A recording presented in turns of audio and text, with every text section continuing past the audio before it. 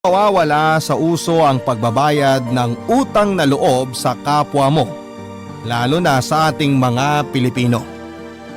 Minsan o madalas, mas nababaon pa tayo sa utang na loob kaysa utang sa pera mismo. Ikaw kapuso, naranasan mo na bang hindi makabayad ng utang na loob?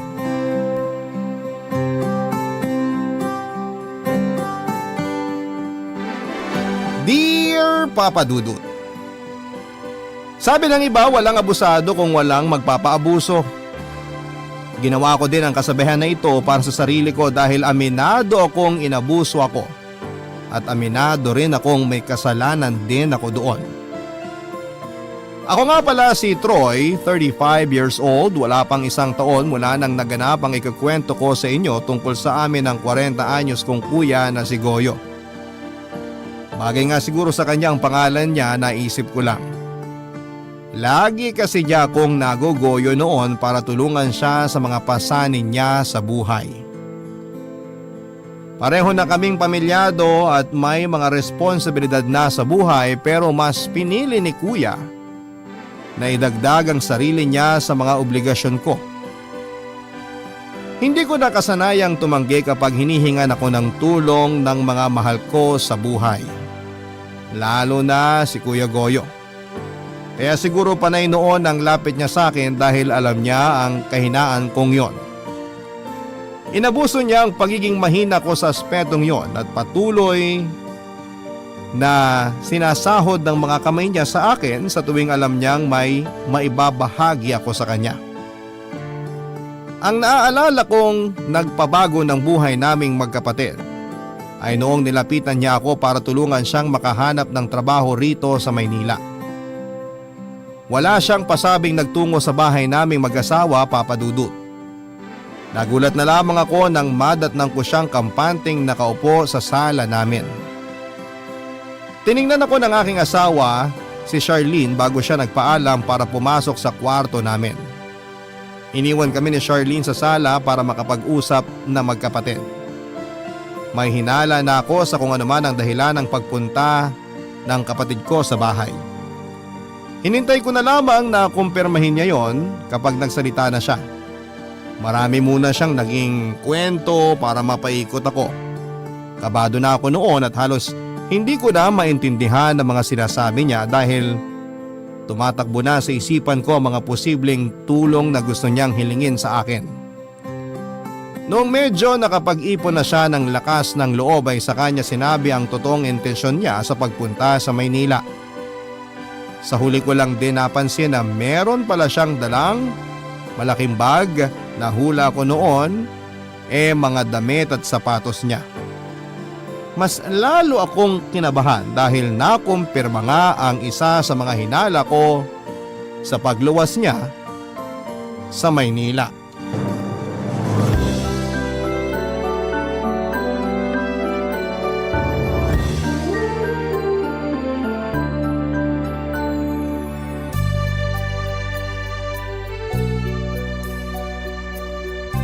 Siguro naman napansin mo na itong dalawang bag ko sa gilid ng sofa nyo.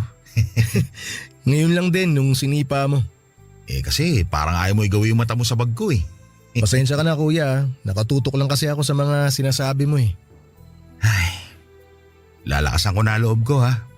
May kinalaman kaya sa sasabihin mo yung mga bag na dala mo? Oo, meron. Ano bang balak mo kuya? Nahihiya ako . Ngayon ka pa mahihiya, marami ka nang nahinging pabor at tulong sa akin. Mukhang binibilangan mo na ako . Hindi dapat ganyan kapag kadugo. Wala naman ako masamang intensyon sa sinabi ko. Andito na rin naman tayo. Troy, lumuwas ako rito sa Maynila para humingi sana ng tulong sa'yo. Kailangan mo ba ng pera kuya? Kasi kung oo, malabong mapahiram kita. Kasi simula pa lang naming magbayad ng loan . Kailangan ko nga ng pera pero huwag kang mag-alala. Hindi ako hihingi sa'yo. Ano bang maitutulong ko sa'yo? Bahay. Hindi kita kayang bilhan ng bahay kuya. Kaya nga ako nag-loan para may pandagdag ako sa down payment ng kukunin naming bagong bahay ni Charlene. Hindi ako hihingi ng bahay, ikaw talaga. Kailangan ko sana na matutuloy ang pansamantala rito sa Maynila para sa papasukan kong trabaho. Pwede kitang tulungan sa Sabado para maghanap tayo ng matutuluyan mo. Saan ka ba nakakuha ng trabaho? Wala pa nga eh. Akala ko naman may nakuha ka ng trabaho. Dapat unahin mo yun bago ka humanap ng matutuluyan. Yung titirahan mo dapat malapit lang dun sa trabaho mo. Yun nga rin ang naisip ko eh. O paano yan? Gusto ko sana na kung pwede. Kung pwedeng ano? Kung hindi naman masyadong abala eh. Pwede bang dito muna ako sa inyo ni Charlene makituloy? Habang naghahanap ako ng trabaho. Mga gaano ka kaya katagal bago ka makahanap ng trabaho? Ipanalangin mo na bago matapos ang buwan makahanap na ako ng trabaho. Para makaalis na rin kagad ako dito. Pwede ba? Ang hirap kasi maganap ng trabaho dito sa Maynila, kuya. Marami kang kakumpetensya.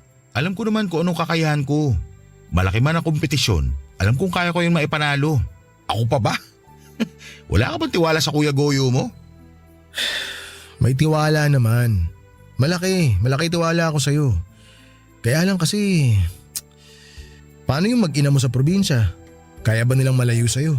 Si Nadina? Ayos lang yun. Suportado niyang pagluwas ko dito sa Maynila. Alam niyang kailangan namin magsakripisyo na malayo sa isa't isa dahil lumalaki na rin ang anak namin. Yun nga kuya Lumalaki na ang anak ni Dina kaya kailangan niya ng tatay na makikita niya araw-araw para gabayan siya. Malaking gabay na si Dina sa anak namin. May tiwala ako sa asawa ko. Di kasi natin masasabi. Para namang ayaw mo akong tulungan, Troy. Hindi naman sa ganun. Ang dami mong naiisip na rason para tablahin ako Ayaw mo bang umasenso ko katulad mo? Aba syempre gusto ko. Kaya lang ano? O sige na, payag na ako. Talaga? Yun! Wala nang bawian ha? Oo, kakausapin ko si Charlene mamaya. Ayos lang ba sa'yo kung dito ka lang sa sala matutulog? Isa lang kasi ang kwarto rito Ay naku, walang problema. Kahit sa banyo mo pa ako patulugin, ayos lang.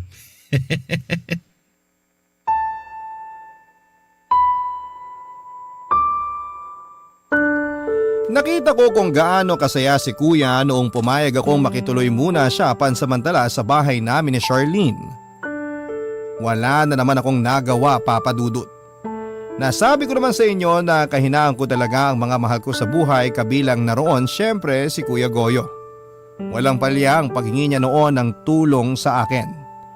Malaki pa nga ang utang niya sa akin na hindi ko sinabi kay Charlene dahil siguradong pag-aawayan naming mag-asawa. Hindi ko na siningil pa si kuya sa mga inutang niya dahil alam kong wala siyang kakayanan para bayaran ako. Palipat-lipat din kasi noon ang trabaho si kuya sa probinsya, pinakamatagal na siguro niyang naging trabaho ay yung pagbabantay ng maliit na warehouse sa amin. Inabot siya ng 10 buwan bago siya tinanggal dahil nakahanap na raw ng bagong magbabantay sa warehouse. Naalala ko na ng mga sandaling yon, ang galit niya nang malaman niyang tinanggal siya para ipagpalit sa mas bata. Sinubukan niyang pagwalaan ng boss niya pero pinigilan ko siya, Papa Dudut. Sinabi ko na makakahanap pa siya ng bagong trabaho at inabutan ko siya ng 2,000 para makapagsimula siyang muli. Hindi siya kagad nakahanap ng trabaho kaya napilitan akong pautangin siyang muli. Halos hindi natapos ang pagpapautang ko sa kanya, Papa Dudut. Mabuti na lamang at nakapasok siya ng trabaho sa palengke kaya nahinto na ang pag-utang niya. Yun nga lang, Papa Dudut, natanggal din siya sa trabaho niya sa palengke kaya naisipan na niyang lumuwas ng Maynila. Hindi man lang niya itinawag sa akin ang mga nangyari. Ginulat na lang niya ako sa pagdating niya. Wala akong naisip na matinding dahilan para makahindi sa kanya dahil nakonsensya naman ako kung hindi ko siya tutulungan. Pamilyado rin naman akong tao kaya alam ko noon na kailangan ni Kuya Goyo na mabuhay ang kanyang mag-ina dahil siya na lamang din ang inaasahan sa kanila. Naawa ko sa kanya kaya siguro lagi niya akong napapapayag sa mga hiling o pabor niya. Papa Dudut, noong gabi ay kinausap ko na si Charlene sa naging desisyon kong kupkupin muna si kuya pansamantala habang naghahanap siya ng trabaho. Natakot ako sa magiging reaksyon ni Charlene lalo't nag-decide ako nang hindi man lang siya kinukonsulta. Nasa kwarto na kami noon at handa na para magpahinga. Nakaharap siya sa salamin habang sinusuklay ang buhok niyang abot hanggang balikat. Pinagbasdan ko siya at hinintay na matapos ang ginagawa niya bago ko binuksan ang aking bibig para sabihin sa kanyang nangyari sa pag-uusap namin ni Kuya Goyo.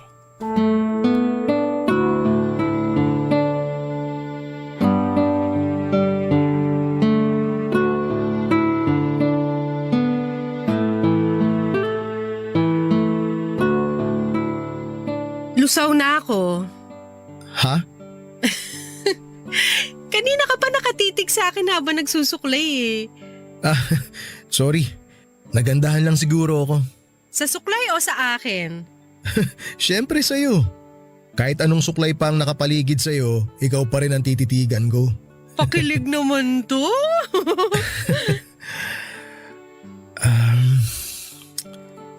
Charlene, Nako, mukhang may kailangan ka.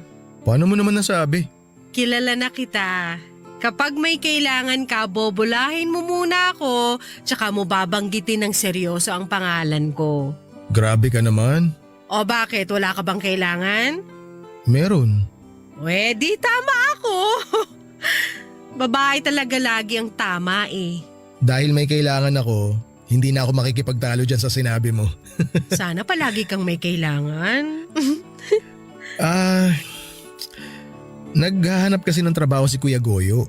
Parang nabanggit nga niya kanina sa akin nung dumating siya. Hindi ko lang masyado tinanong kasi masusunog na yung piniprito kong isda. Nagpapatulong kasi siya sa akin eh. May opening ba na trabaho sa kumpanya niyo ngayon? Walang opening dun, tsaka hindi naman pwede si Kuya ron. Yun nga rin ang naisip ko. Ano bang tulong ang kailangan niya? Kailangan niya ng matutuluyan. Troy, wag mo sabihin. Nagipit na rin kasi ako kanina eh. So nagdesisyon kang patuloyin siya rito nang hindi man lang ako sinasabihan? Sorry, Troy naman! hindi lang ako makahindi. Kailan ka ba matututong humindi sa kapatid mong yan, ha? Akala ko naman makikitulog lang ngayong gabi rito sa bahay. Yun Mga pala, ilang araw lang naman siguro siya rito. siguro? Yan ba ang pangahawakan mo? Siguro? Kailangan ko magtiwala sa kanya. Sana makahanap siya agad ng trabaho para makaalis na siya rito. Paano kung wala siyang mahanap? Alam mo namang hindi sapat ang kinikita nating pareho ngayon. May loan pa tayong kailangan bayaran. Nagalaw na nga natin yung ibang ipon natin dahil ilang beses nang nagkasakit ang baby natin. Alam ko naman yun. Gusto ko nga sanang tumanggi kanina pero naawa kasi ako kay Kuya. Sa atin, kailan ka maaawa? Kumpara naman sa buhay niya, mas nakakaangat tayo. Di pa tayo umaabot sa punto na kailangan tayong kaawaan. Alangan namang hintayin pa nating umabot tayo ron. Hindi tayo aabot doon. Masipag tayong pareho. Kung magpapatuloy ka magpaabuso sa kapatid mo, mabilis lang tayong aabot doon, maniwala ka. Huwag ka namang ganyan, Charlene. Ang sinasabi ko lang, may kanya-kanya na kayong buhay. May kanya-kanya na kayong pamilya. Kailangan natin minsan magdamot dahil may sarili na tayong obligasyon. Hindi ko kasi magawa yun kay Kuya eh. Alam mo namang siya na lang ang natitirang pamilya ko. Siya na lang ang natitirang pamilya mo? Anong tawag mo sa amin ng anak mo? Ano kami para sa'yo? Halaman? Hindi naman yun ang ibig kong sabihin. Alam mo namang hirap ako magpaliwanag, Charlene. Sana intindihin mo na lang ako. May magagawa pa ba ako? Nakapagdesisyon ka na. Hindi na to mauulit. Sa susunod, sasabihin ko na muna sa'yo yung mga hiling ni Kuya bago ako magdesisyon. Promise. So may inaasahan ka pang susunod na pabor sa kuya mo. Sana wala na, pero… Charlene naman, alam mong mahina ako magpaliwanag eh. Ano pa nga ba magagawa ko kundi intindihin ka na lang? Ayusin mo na lang yung kama. Matulog na tayo.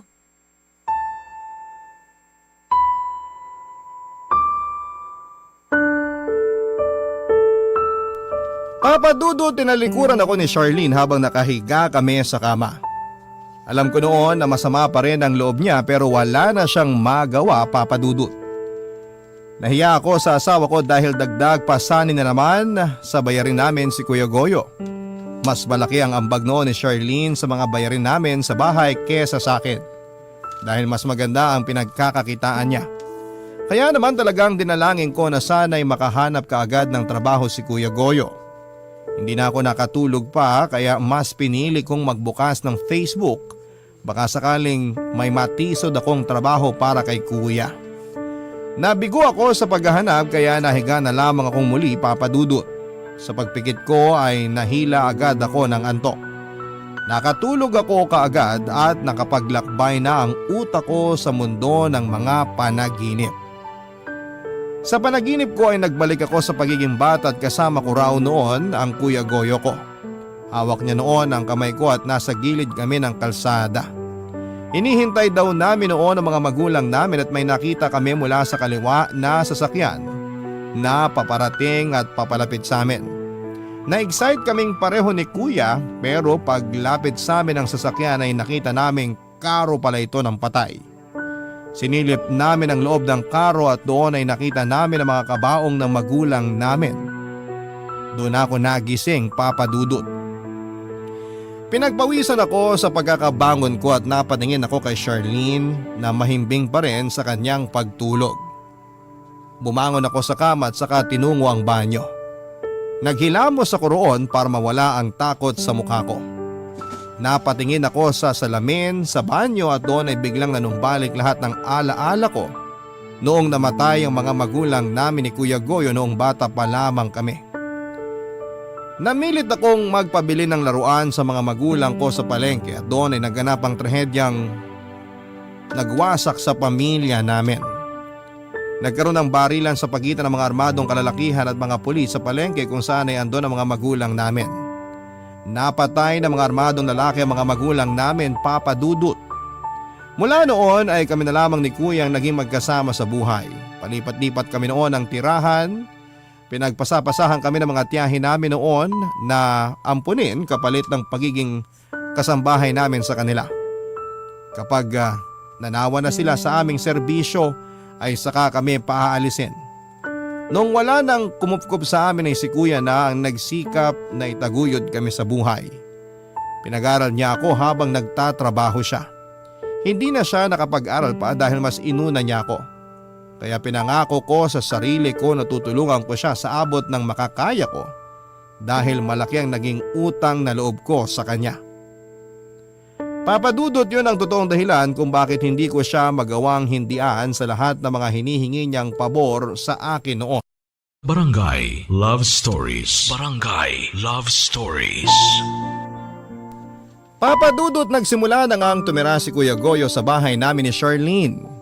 Hindi naman pinaramdam ni Charlene na masama ang loob niya, alang-alang sa akin.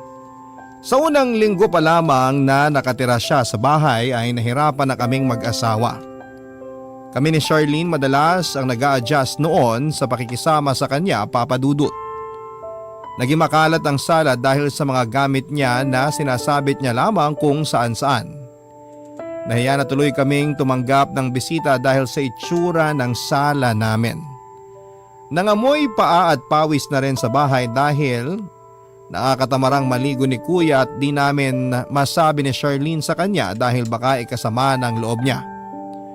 Nahiya nga ako kay Charlene dahil siya ang naglilinis ng kalat ni Kuya. Tuwing lumalabas noon si Kuya ay saka nililinis na Charlene ang mga naging kalat niya mula sa sala hanggang sa banyo. Hindi ako nakarinig ng reklamo kay Charlene pero nararamdaman kong hindi siya masaya sa mga nangyayari. Lagi na rin kaming nauubusan noon ng pagkain dahil masibang kumain si Kuya. Naging mapili rin siya sa mga pagkain at madalas ay siyang nagsasabi sa amin kung ano ang gusto niyang kainin. Buti sana kung nag-aambag siya sa amin noon pero ni piso ay hindi kami nakakatanggap sa kanya dahil wala pa naman siyang nahahanap na trabaho. Hindi pinalad si Kuya na makakuha kaagad ng trabaho tulad ng inaasahan niya, Papa Dudut. Nainis siya dahil pakiramdam niya mas magaling siya sa mga nakasabayan niyang nakukuha sa mga sinubukan niyang pasukan. Dahil nga rin siguro sa galit kaya napadalas ang pag-inom niya ng alak. Panay noon ang hingi niya sa akin ng pangbili ng alak at pulutan. Hindi ko yun sinabi kay Charlene dahil siguradong mas lalong magagalit ang asawa ko sa akin. Pinakiusap ko na lamang kay Kuya na kung iinom siya ay dapat tulog na ang asawa ko. Madalas na rin akong napupuyat noon dahil gusto niyang samahan ko siya sa pag-inom dahil nalulungkot daw siyang mag-isa. Sinamahan ko na lamang kahit isang shot lang ako para wala na rin siyang maging sama ng loob sa akin. Tulad na lamang noong minsang inaya niya akong mag-inuman. Tumanggi ako dahil sinabi ko na maaga akong aalis ng bahay. Nagtampo siya at pinaramdam sa akin na malungkot siya dahil sa nangyayari sa buhay niya. Napilitan tuloy akong magpuyat para lamang masamahan siya, Papa Dudut.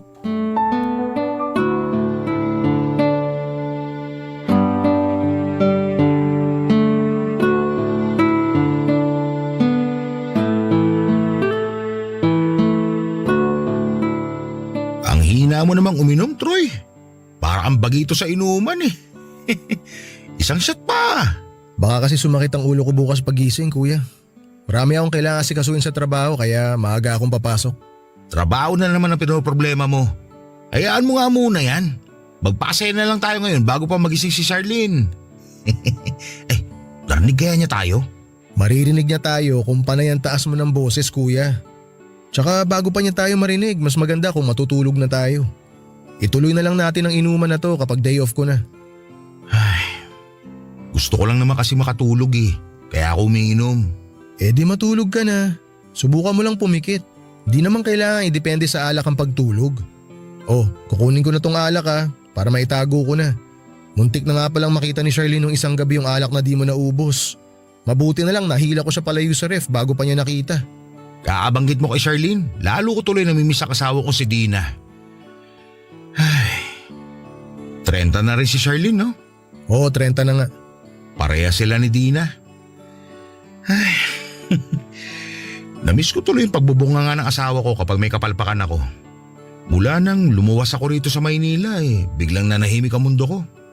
Pero alam mo, bigla ko hinarap yung ingay ng asawa ko. Baka oras na para umuwi ka sa inyo, kuya. Sigurado ako namimiss ka na rin ni Dina. Ay, kung pwede lang eh. Pero nangako ako na hindi ako uuwi hanggat wala akong trabaho. May intindihan naman niya siguro yon. Di naman ganun kadali maghanap ng trabaho dito sa Maynila. Nakapagbitiw na rin ako ng salita. Sabi ko nga, may intindihan ka niya. Ganyan din naman si Charlene nung unang beses na nawalan ako ng trabaho at kinailangan ko maghanap ng bago. Naintindihan niya na di madali humanap ng trabaho sa panahon ngayon kaya sigurado ako na ganun din si Dina kapag sinabi mo sa kanya. Alam ko naman kaya niya ako maintindihan. Pero andun pa rin yung hiya eh. Namimiss ko talaga si Dina. Oo, sakit ng ulo minsan ng mga babae sa buhay natin. Pero kapag nawala naman sila, saka natin hinahanap-hanap. Sana nga magkasama na kayo ni Dina, kuya. May paraan naman para magkasama kami ulit na mag-ina ko. O di gawin mo. Pwede kaya? Paanong pwede? Gusto ko sanang paluwasin sila rito sa Maynila eh. Tapos? Nakakahiya man sa'yo, bunso. Pero hihiling sana ulit ako ng pabor. Pabor ulit? Naku, ayan na. Mukhang nakakahiya nang pasadahan yung pabor na sinasabi ko. Kung kaya ko, pwede naman kitang pagbigyan sa pabor na yan kung ano man yan. Madali lang naman tong pagbigyan. Ano nga? Ayos lang ba kung luluwasin na Dina rito sa Maynila? Sagot naman nila ang pamasahe. Huwag kang mag-alala. Hindi ako hingi sa'yo kasi nakakahiya na rin. Di naman ako may-ari ng Maynila eh. Lumuwas lang sila kung kailan nila gusto. Hindi ko naman may pagbabawal yun. Pero pag-aari mo kasi itong bahay. Ha? Anong ibig mong sabihin, kuya? Ito naman hindi pa makalata sa gusto kong puntuhin. Sige, didiretsuhin ko na nga. Pwede bang makituloy din dito mag-ina ko? Hala, parang hindi na tayo kakasya rito sa bahay niyan. Ikaw pa nga lang dito sa sala halos sakop mo na. Payat naman pareho mag-ina ko. Kaya ko na silang isiksik dito sa sala kasama ko. Hindi naman sila magiging komportable nun. Kawawa naman sila. Mas kawawa sila kung hindi nila ako makakasama. Tsaka baka hindi sila komportableng gumalaw dito. Baka mahiya si Dina. Naku, makapal ang mukha nun. Wala nang hiya sa panahon ngayon. Ano, tawagan ko na ba si Dina para palosin na bukas? Hala, agad-agad? Sabik na kasi ako makasama sila eh. Pagpapaalam ko muna kay Charlene, kuya. Paano kung hindi siya pumayag? Ayun lang. Ang hirap na di makasama mag-ina ko. Nawawalan ako ng inspirasyon para makahanap ng trabaho. gawin mo na lang munang inspirasyon ng pagkakalayo nyo. Para mas lalo kang ganahan na maghanap ng trabaho. Kapag mabilis ka makakuha ng trabaho, mas mabilis mo silang makikita, di ba? Wala na ba talagang tsansa na pumayag ka? Alam mo naman na kailangan kasama ko si Charlene na magdesisyon. Mag-asawa kami. Baka naman pwede mong palagpasin to ulit nang hindi na kinukonsulta sa kanya. Saka mo na lang sabihin kapag nandito na yung mag-ina ko. Para wala na siya magawa. Magagalit naman yun kapag binigla natin siya. Mag-uusap na muna kami. Naalala ko mula nung namatay si nanay at tatay. Sa akin ka lang lagi humingi ng tulong at pabor. Ni minsan, hindi kita tinanggihan, no? Oo, hindi ka nga tumanggi. Kasi ganun kapag katugo mo. Lalo na kung malaki na itulong sa'yo. Sige, tawagan mo na si Dina. Paluwasin mo na siya kung kailan siya pwede. O paano si Charlene? Kala ko ba mag-uusap muna kayo? Baka di pumayag yun. Ako nang bahala.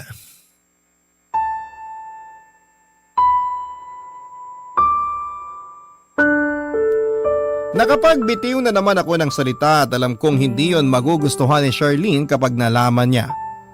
Napapayag ko nang matulog si kuya after niyang tawagan si Dina para paluwasin na sila pag sikat pa lamang ng araw. Nagpasalamat si kuya sa akin at sinabi na masaya siyang nakakabayad na ako ng utang na loob sa kanya. Sinagot ko na lamang yon ng matipid ng ngiti at saka nagpaalam na para pumunta sa kwarto namin ni Charlene. Inasahan kong tulog na ang asawa ko pero pagkabukas ko ng pintuan ay nakita ko siyang nakasandal lamang sa headboard ng kama at nagbabasa ng libro. Nakasuot ng reading glasses niya na medyo lumuluwag na sa kanya. Nang maramdaman niya ang pagpasok ko ng kwarto ay napatingin siya sa direksyon ko. Initian niya ako at inaya na sa kama para magpahinga.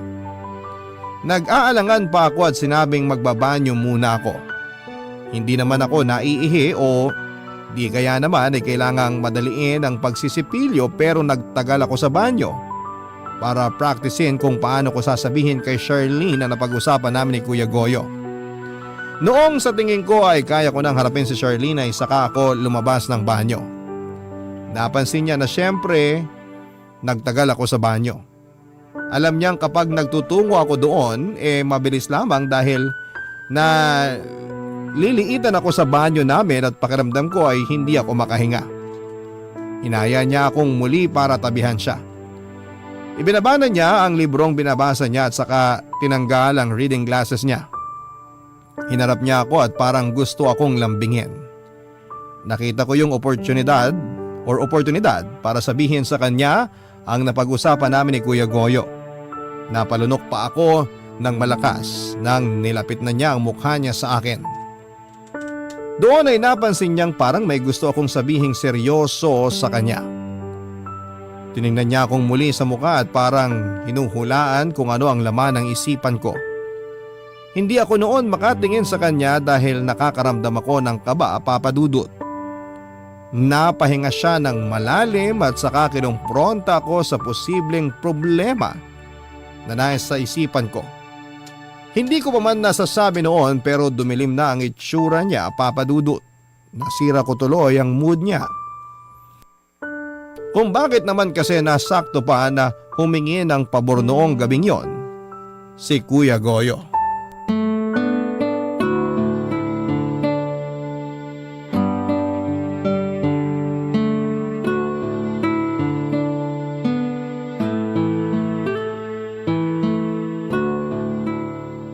Tapatin mo na ako, Troy. Ha? Anong ha? Sabihin mo na sa akin kung ano man yung gusto mong sabihin. Paano mo naman nahulaan na meron akong sasabihin sa'yo?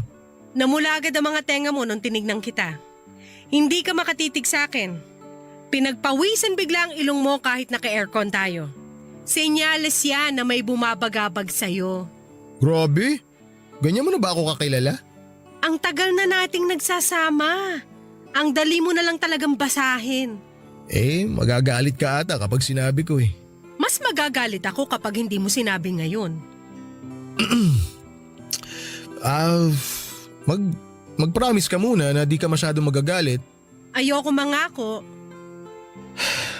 Nagkausap kasi kami ni Kuya Goyo kanina.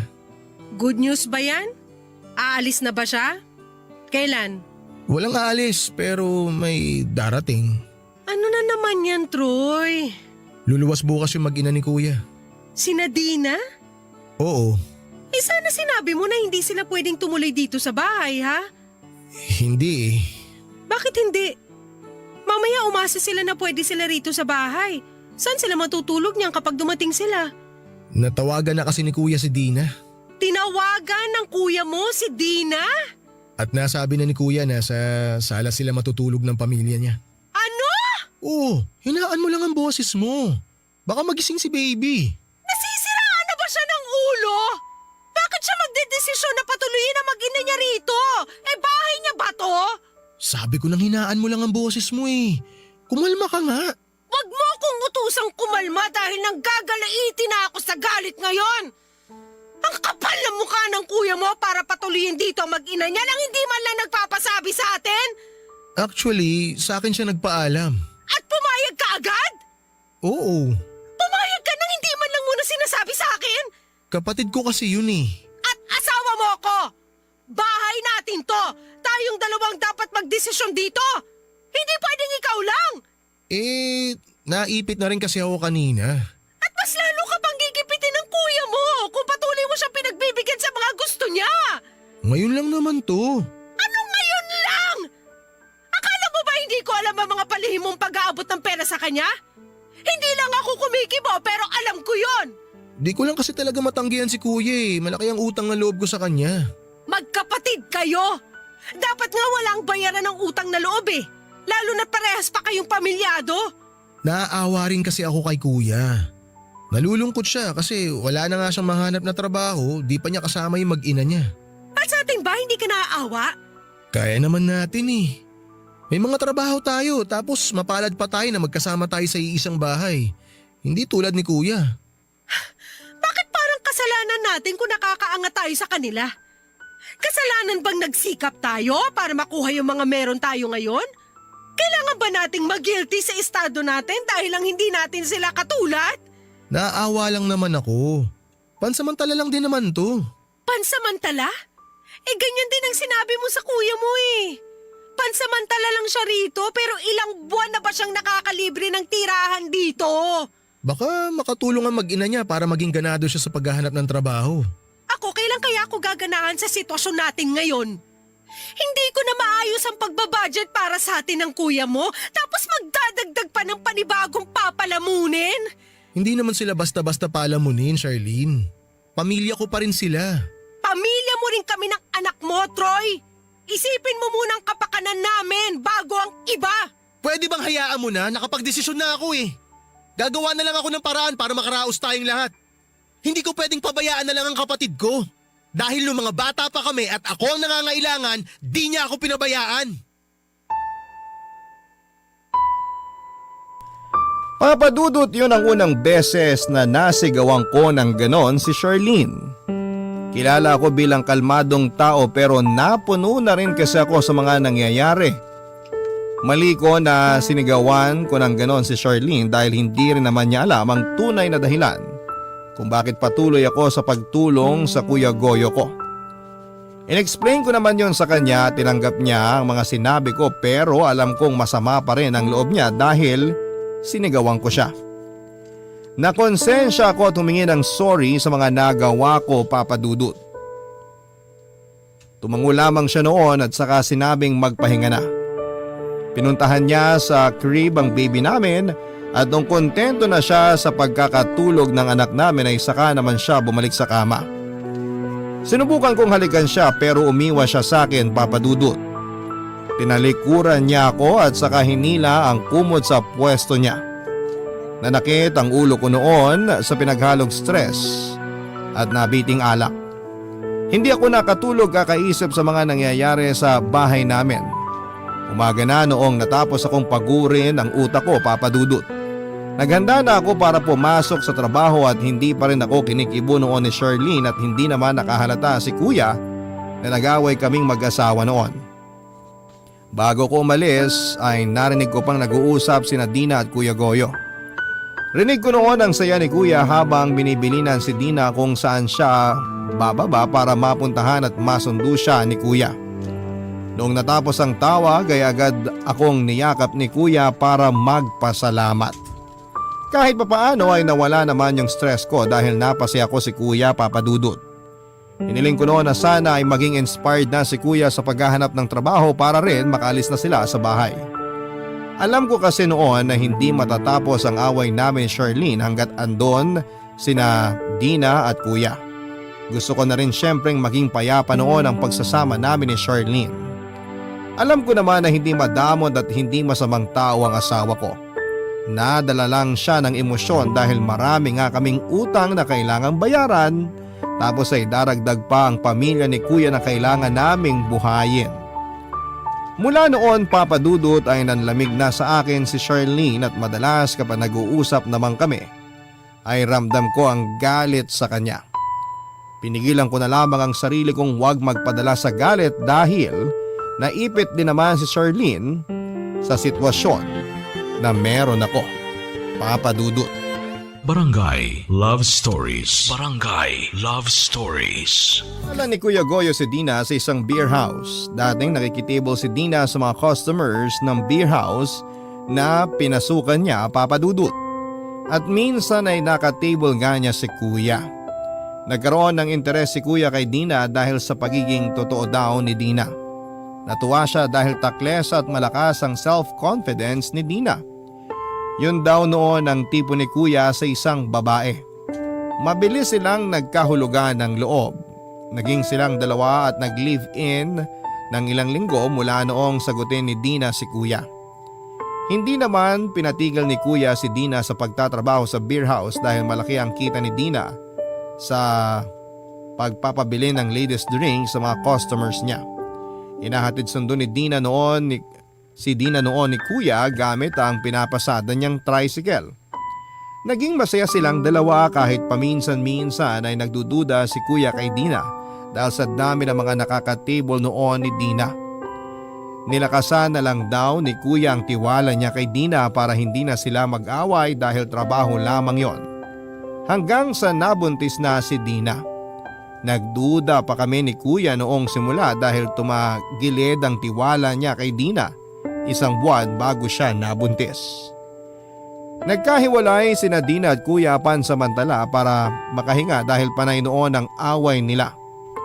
Hanggang si Kuya na rin ang unang lumapit kay Dina para makipagbalikan dahil nami-miss na raw niya si Dina. Nagkabalikan sila noong 6 na buwan nang buntis si Dina. Sinabi nga sa akin ni Kuya kahit na hindi siya ang ama ng pinagbubuntis ni Dina ay tatanggapin daw niya. Huwag lamang mawala si Dina sa kanya. Doon ko nakita na mahal ni Kuya si Dina, Papa Dudut. Noong nanganak na nga si Dina ay hindi nila napag-usapan pang muli kung si Kuya nga ang ama ng batang yon. Naging masaya naman silang pareho lalo na noong umalis na si Dina sa beer house. Akala ko nga noon ay magkakahiwalay sila pero naging matatag naman ang relasyon nila. Kahit marami silang mga naging problema. Masyadong na in love si Kuya kay Dina at nakita kong muli ang pagmamahalan nilang yon noong tumira na nga sila sa amin. Hindi ko noon makalimutan ang unang beses na nagsabay-sabay kaming kumain. Kakarating lang din noon ni Dina galing sa probinsya at nakatulog na nga ang mga anak namin kaya kumain na kami, Papa Dudut.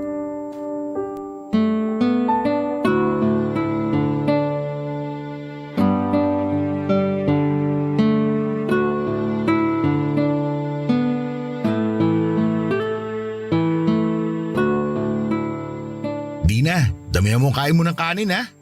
Marami silang bigas dito. Kasi buwan-buwan merong rice allowance to si Torre sa trabaho niya. Ganun ba? Uy, baka naman pwede makahingi kahit isang salup lang ng bigas para ipadala ko sa kapatid ko. Basta ba may extra walang problema. Ay, joke lang yon, Troy. Baka mamaya magalit tong si Charlene. Bakit naman ako magagalit? Feeling ko lang naman, lagi ka kasing nakasimangot. Kaya pakiramdam ko konting mali lang namin ni Goyo, sasakalin mo na kami. Grabe ka naman manghusga. Hindi naman, uy. Binabasi ko lang din kasi sa facial expression mo. Ayun na nga. Di ba panghuhusga na yon? Nga pala Kuya Goyo. Meron pala ako nakitang opening dun sa isang eatery malapit sa trabaho ko. Naghahanap sila ng kusinero. Wag doon! Huh? Bakit naman? Hindi naman marunong magluto tong si Goyo. Magpakulo nga lang ng tubig hindi pa niya magawa ng maayos. Magluto pa kaya? Naku, pas ako dyan tol. Itong si Dina magaling magluto. Ay naku, totoo yan! Lasang-lasa ko kung may mali sa niluto. Kahit nga may sipon ako malakas pa rin ang panlasa ko. Talaga? Ay oo, Charlene! Parang itong niluto ni Troy na adobo na sobrahan sa toyo. Dapat mas marami ang nilalagay na suka kaysa sa toyo. O tingnan mo tuloy, ang alat! Ako ang nagluto ng adobo na yan. Hindi si Troy. Ganun ba? Next time, mas marami ng konti ang suka kaysa sa toyo, ha? Tsaka wag masyadong babaran ng asukal. Hindi ko na tuloy alam kung adobo pa ba ito o humba. Payo lang naman. Salamat sa payo. You're welcome. Mauna na pala ako sa kwarto. Matutulog ka na? Tatawagan ko lang yung coordinator natin para sa binyag ni baby next year. Sige. Sunod ako sa'yo. Ligpitin ko lang itong mga pinagkainan natin. Salamat. Kuya Goyo, Dina, mauna na muna ako ha. Pasensya kung hindi ako makakasama sa kwentuhan nyo ngayong gabi. Ay wala yun. Wala ka rin naman masyadong ambag sa dakdakan. Joke!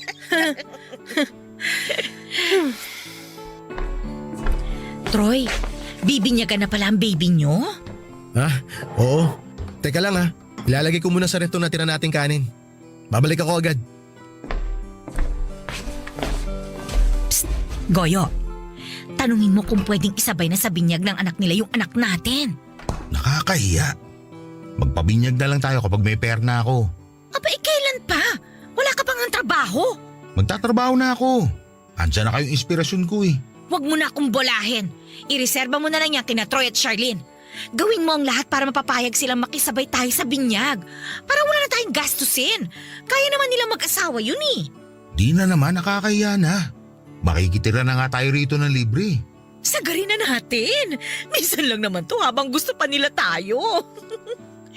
Nakakaawa rin naman kasi yung anak natin eh. 4 na taon na pero hindi pa rin siya nabibinyagan.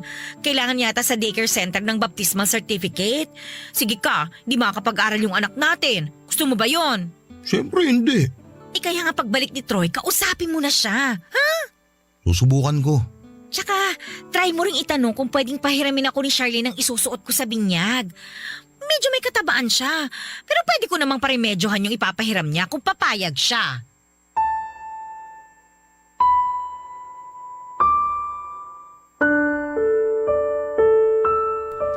Papadudo tinakala nilang hindi ko narinig ang mga pinag-usapan nilang dalawa.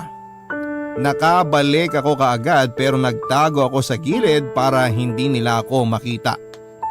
Noong natapos silang mag-usap ay saka naman ako bumalik ng hapagkainan. Doon naman nagpaalam si Dina para magyosi sa labas. Inisip kong paraan niya lamang yon para makorner ako ni Kuya Goyo. Minadali kong maglinis ng mesa at hindi na muna kinausap si Kuya.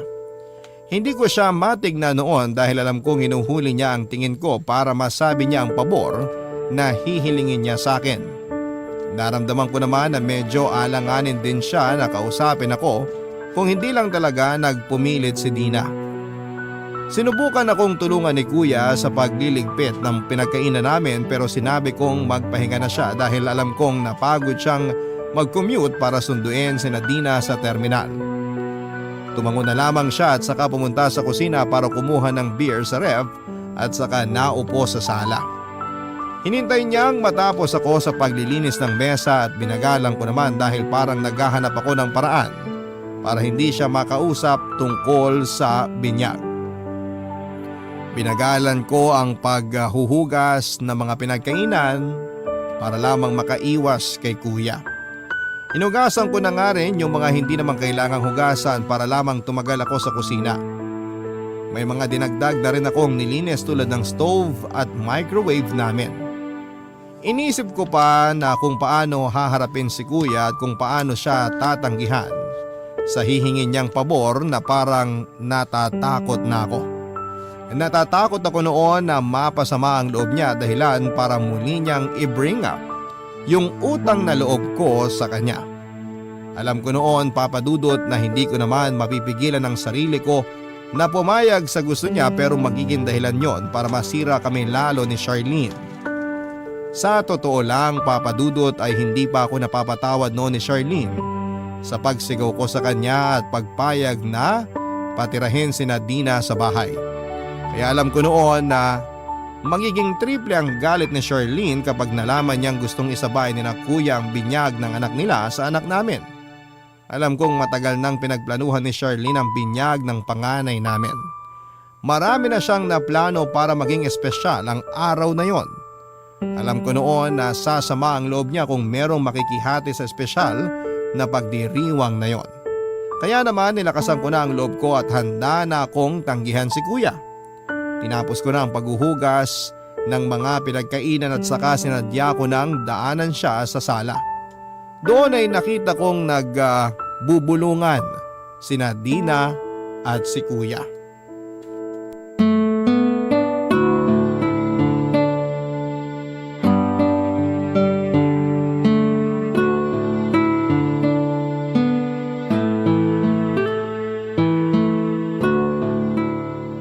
Grabe, parang 2 oras kang naghugas ng plato Nakailang balik na ako sa labas pero hindi ka pa rin tapos.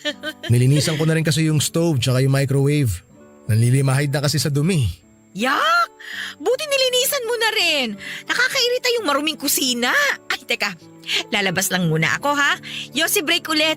Sige, usap mo na kayo magkapatid dyan. Troy, may sasabihin yata sa'yo si Goyo. Goyo! Oh, eto na si Troy. Ha? May sasabihin ka, kuya? Oo eh. Ano yun? Maupo ka muna. Ay, hindi na.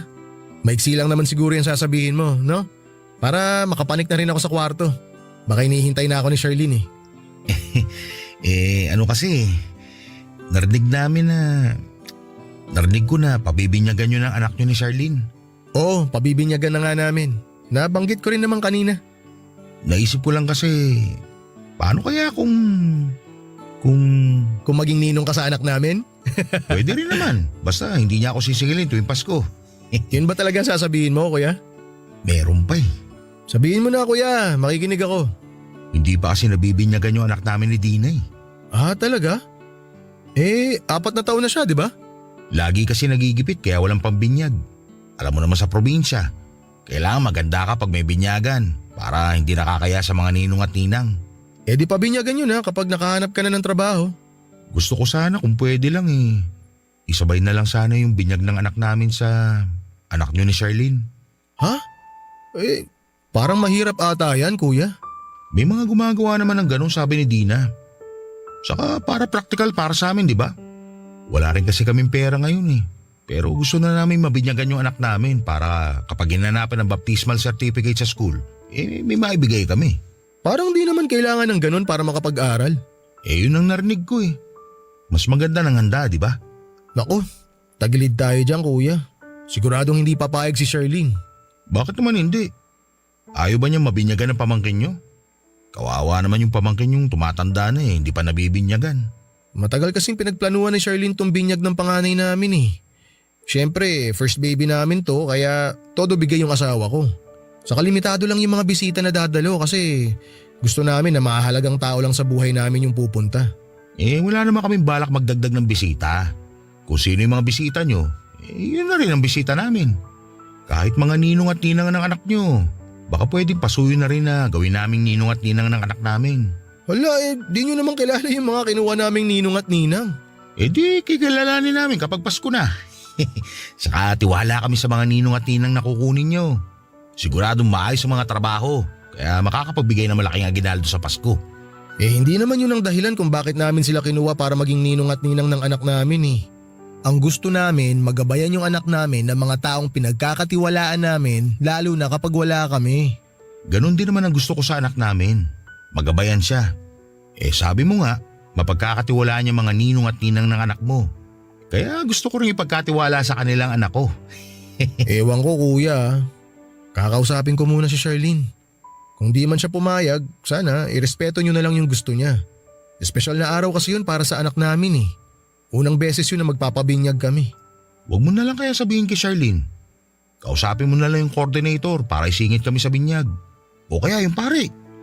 Kahit kami na yung bahalang kumuha ng sarili naming ninong at ninang para sa anak namin. Pwede na kaya yun? Malabo talaga yan, kuya. Pero pwede ko naman kayong pautangin kahit papano para kung gusto nyong pabinyagan yung anak nyo, pwede nyong gawin sa ibang araw. Paano naman yung handa namin? Hindi naman kailangan ng handa, kuya eh. Ang importante, mabinyagan yung anak nyo. Selebrasyon pa rin yun eh. Kailangan pa rin ng handa siyempre. Saka unang beses din yun na magpapabinyag kami. Gusto rin namin gawing espesyal at memorable parang yun sa inyo. Mas magiging espesyal yun, kuya, kung solo nyo yung binyag. Mas magiging espesyal yun kapag magkakasama tayong pamilya sa binyag. Matutuwa sigurado ang mga magulang natin kung nasan man sila kapag nakita nila tayo na magkakasama. Basta, kakausapin ko muna si Charlene. Di ko may papangako na papayag siya pero… Sige, kung ano na lang desisyon nyo.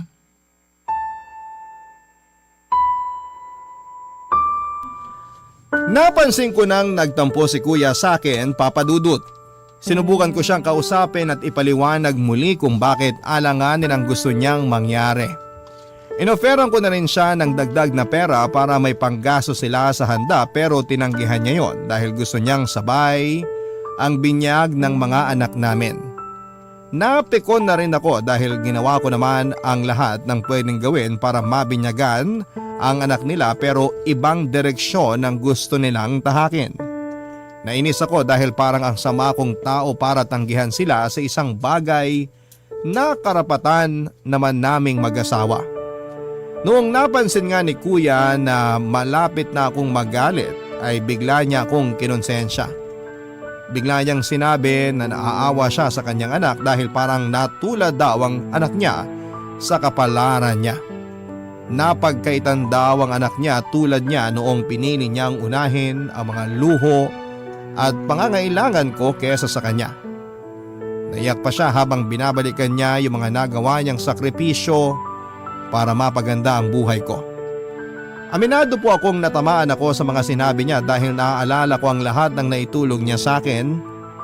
Papadudot ilang buwan na lamang at bibinyagan na ang anak namin ni Charlene. Hindi ko pa rin magawang sabihin ngayon kay Charlene ang napag-usapan namin ni kuya. Nakiusap nga rin ako kay kuya na huwag niya akong madaliin dahil nape-pressure din ako. Naintindihan naman daw niya ako pero ramdam kong umaasa siya ng positive na resulta sa paglapit ko kay Charlene. Alam ko namang hindi papayag si Charlene pero gusto kong subukan, Papa Dudut. Gusto kong ipaliwanag sa asawa ko ang pinanggagalingan ko kung bakit hindi ko matanggihan si kuya. Baka kasi maintindihan niya at pumayag siyang isabay ang binyag ng anak namin at anak ni na kuya at Dina, Papa Dudut. Habang hindi ko pa nga sinasabi kay Charlene baka pwedeng makahingi ng tulong sa mga kabarangay natin dyan para makapag-decide na po ako. Hindi ko kasi talaga alam kung ano ang gagawin para akong naiipit sa dalawang bato. Sana ay matulungan niyo po ako. Hanggang dito na lamang po ang aking liham. Maraming salamat po sa pagbasa at pagbigay ng tulong. Ang inyo pong kabarangay forever, Troy. Barangay Love Stories.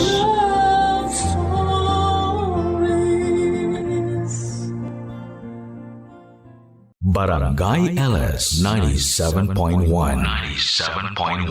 Number 1 Forever.